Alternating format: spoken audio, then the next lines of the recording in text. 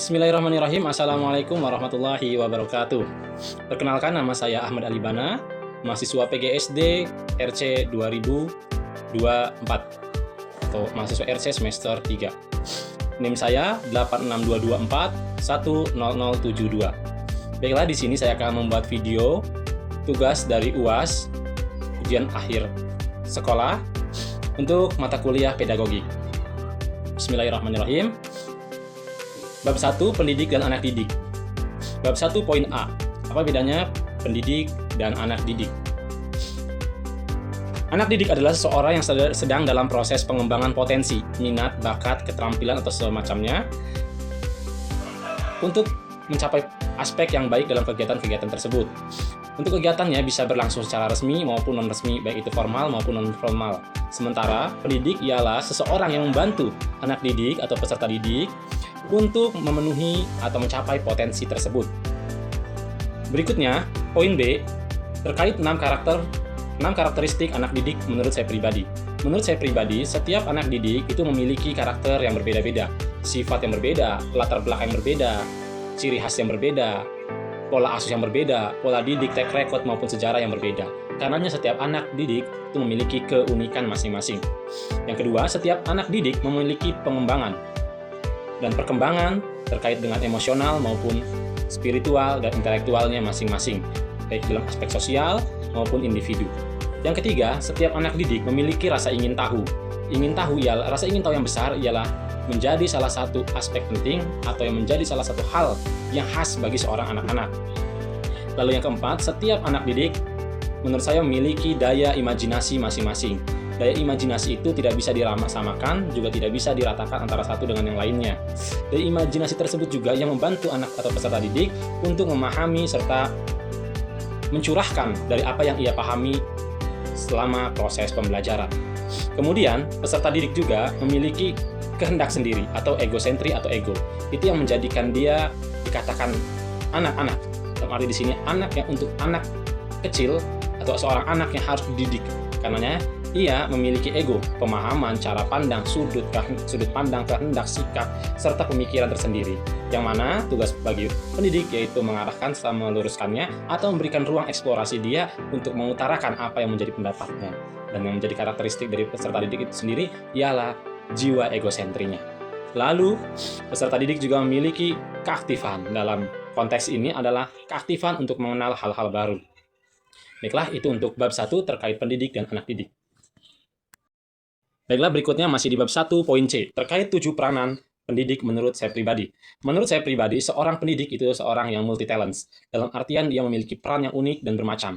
Karena setiap perannya itu adalah peranan penting di setiap sektor-sektor dan kehidupan dunia pendidikan. Peran yang pertama menurut saya, ia berperan sebagai pengajar, di mana ia berperan mentransformasi ilmu, pengetahuan, pengalaman kepada peserta didik. Seperti itu.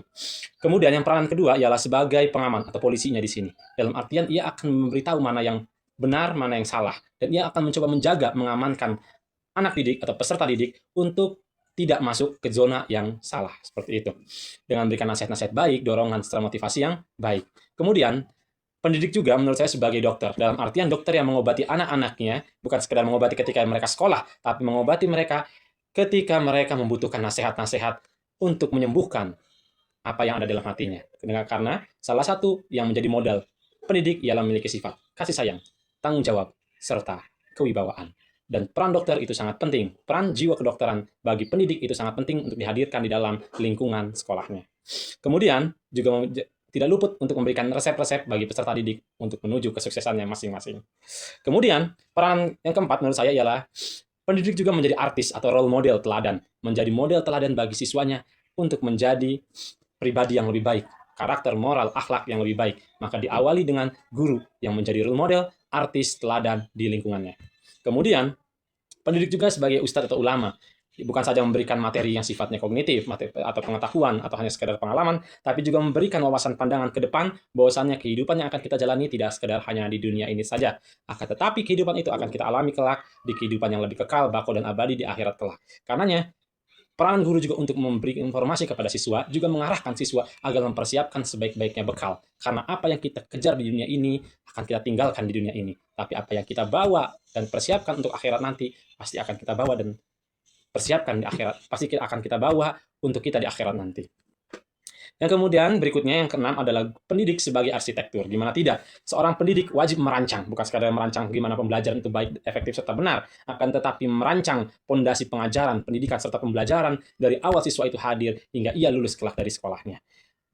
Pendidik merancang itu semua dari awal, sebagaimana merancang pondasi yang kuat untuk menopang bangunan yang tinggi menjulang tinggi kokoh ke atas. Seperti itu, rancangan itu dibutuhkan dengan matang, pikiran matang, kesabaran, keuletan, serta evaluasi terus-menerus. Karenanya, menurut saya, pendidik juga adalah seorang arsitek terulung dalam hal membangun pondasi terpenting bagi anak-anak bangsa kita. Kemudian, pendidik juga sebagai evaluator, itu pasti yang terakhir. Karena apapun yang kita lakukan sepanjang proses pendidikan harus ada evaluasi. Karenanya seorang guru tanpa evaluasi akan menjadi guru yang amburadul, tanpa arah. Evaluasi itu penting baik bagi seorang guru tersebut atau pendidik tersebut maupun mengevaluasi hasil pembelajaran dari siswa dengan tujuan untuk meningkatkan kualitas pengajaran, kualitas pendidikan, juga meningkatkan proses pembelajaran hingga siswa mencapai atau menjadi salah satu output terbaik bagi guru tersebut, bagi lembaga tersebut, bagi sekolah tersebut. Terima kasih. Baiklah, bab 2 terkait lingkungan pendidikan.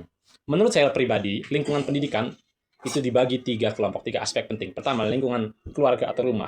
Yang kedua, lingkungan sekolah. Dan yang terakhir, lingkungan masyarakat. Di mana? Pertama, lingkungan rumah adalah sebagai sekolah pertama, di mana ia adalah pondasi dasar, juga filter terhadap pengaruh-pengaruh negatif dari luar yang anak dapat ketika mereka mencari atau bersekolah di luar. Karenanya, sangat penting bagi orang tua menciptakan prinsip pendidikan yang baik di rumahnya. Yang kedua ialah sekolah sebagai penyemai atau pengembangan ilmu yang terbimbing dan terpadu hingga anak memiliki keterampilan, pemikiran, pengalaman yang menunjang untuk kehidupannya di kemudian hari. Kemudian yang ketiga adalah lingkungan masyarakat, sebagaimana lingkungan sosial di mana anak-anak atau anak peserta didik semuanya belajar mengetahui langsung seperti apa kehidupan di masyarakat. Seperti apa aspek sosial untuk mengasah kecerdasan kemampuan sosial bagi peserta didik tersebut. Kemudian juga untuk menguji nilai yang ia dapat di sekolahnya. Apakah relevan, tidak relevan, bagaimana menyikapinya, dan bagaimana dan harus apa dengan segala permasalahan yang ia hadapi di lingkungan sosialnya. Karenanya 3 aspek itu ialah penting. Carilah lingkungan yang baik, temukan sekolah yang tepat, dan binalah keluarga dengan baik. Kemudian poin B terkait pendidikan formal dan pendidikan non formal.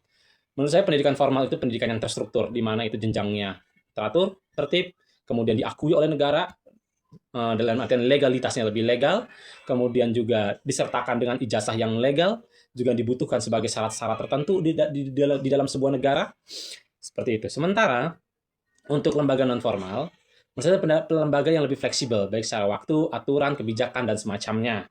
Lalu bagaimana kita mendirikan lembaga tersebut? Apakah guru mampu mendirikannya? Ya, guru mampu, bisa. Memiliki hak pula untuk mendirikan lembaga non formal. Contohnya apa? Seperti les apapun itu, baik les mata pelajaran, les baca tulis, dan semacamnya, baik di rumah ataupun di bangunan yang disewa, ataupun seperti lembaga TPQ, TPA, madrasah, lembaga pelatihan, homeschooling, paket, atau semacamnya. Bagaimana caranya? Ya, pertama, kita adakan dulu pembelajaran langsung. Dengan pastinya harus memiliki peserta didik, mencari peserta didiknya, ada guru untuk mengajarnya, ada wadah atau tempatnya. Setelah itu, lakukan dulu proses KBM atau proses kegiatan belajar mengajar. Baik itu beberapa bulan atau 1 tahun, 2 tahun. Setelah berjalan dan dapat dukungan masyarakat, kita ajukan ke pihak dinas terkait. Seperti itu, yang baik itu di bawah kedinasan atau di bawah Kemenag, kita ajukan. Setelah kita ajukan, minta syarat-syaratnya apa, kemudian kita minta domisili surat keterangan, rekomendasi dari kelurahan, kecamatan, atau desa setempat, lalu mengikuti registrasi dan penuhi syarat-syarat izin agar turun serta terbit izin operasionalnya. Seperti itu. Baiklah, poin berikutnya yaitu bab kasih sayang, kewibawaan, dan tanggung jawab. Makna, fungsi, dan peranan. Menurut saya, seorang guru harus memiliki peranan kasih sayang, kewibawaan, dan tanggung jawab. Untuk apa? Pastinya, menurut saya pribadi, itu untuk menciptakan lingkungan belajar yang kondusif, aman bagi siswa, nyaman bagi siswa, menyenangkan hingga siswa itu termotivasi dan betah untuk terus belajar. Profesional dalam artian gurunya terus berkembang karena memiliki sifat tanggung jawab. Teratur, tertib, fokus, disiplin itu harus ada. Karena itu bentuk dari pembentukan kewibawaan maupun tanggung jawab oleh seorang guru.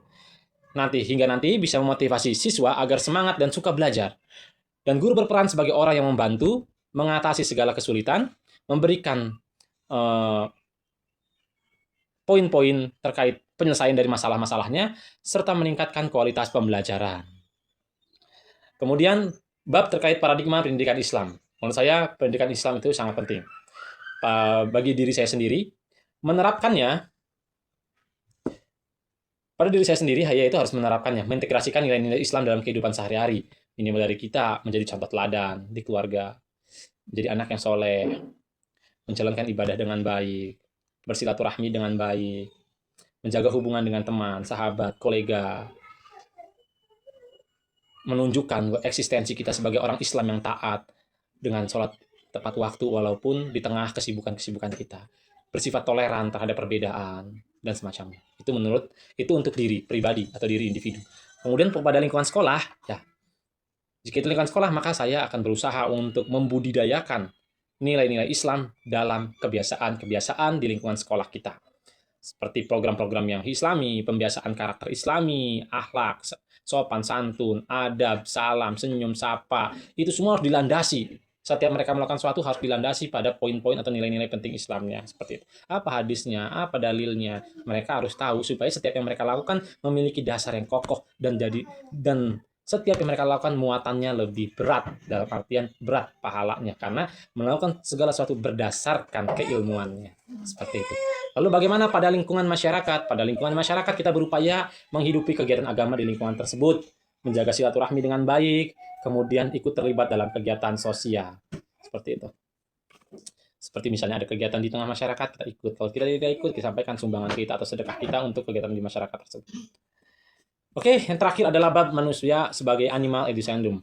Manusia memiliki, pertama ada 3 poin dari materi tersebut. Pertama, manusia memiliki potensi untuk terus belajar. Kemudian, manusia memiliki kemampuan, kekuatan untuk dapat dibentuk. Seperti itu. Untuk dapat dibentuk menjadi apapun itu. Dari faktor eksternal yang ia dapati. Yang terakhir adalah kemampuan manusia untuk terus berubah. Jadi manusia itu makhluk yang dinamis. Karenanya manusia itu punya kemampuan untuk bisa berubah baik secara pemikiran, sikap, kemudian sudut pandang, cara pandang, perilaku, termasuk kehendak-kehendak kita seperti itu. Ya. Lalu bagaimana saya menyikapi itu?